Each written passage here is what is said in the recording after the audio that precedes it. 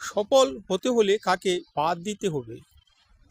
আপনি জানেন কি, সফল হতে গেলে শুধু নতুন কিছু যোগ করলেই হয় না, কিছু মানুষকেও বাদ দিতে হয়। নেতিবাচক মানুষদের বাদ দিন, যারা সবসময় আপনাকে নিরুৎসাহিত করে, আপনার স্বপ্ন নিয়ে হাসে। তাদের সাথে সময় নষ্ট করবেন না। তাদের কথা শুনতে শুনতে আপনার আত্মবিশ্বাস কমে যাবে। মনে রাখুন, পেছনে টানার মানুষের কথা শুনলে আপনি সামনে এগুতে পারবেন না। সুযোগ সন্ধানী বন্ধুদের বাদ দিন, যারা শুধু নিজের সুবিধার জন্য আসে কিন্তু আপনার প্রয়োজনে পাশে থাকে না।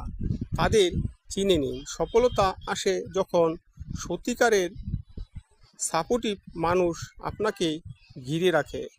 অনুপ্রেরণা কমানো পরিবেশ থেকে নিজেকে সরিয়ে নিন, যেখানে স্বপ্ন দেখা অপরাধ, উন্নতির চেষ্টা করা হাসির বিষয়। সেই পরিবেশ আর এক মিনিটও থাকবেন না। আপনার পরিবেশ যদি আপনাকে বড় হতে সাহায্য না করে, তাহলে সেই পরিবেশ বদলান। নিজেকে প্রতিদিন বলুন, আমি পারবো, আমি এগিয়ে যাব।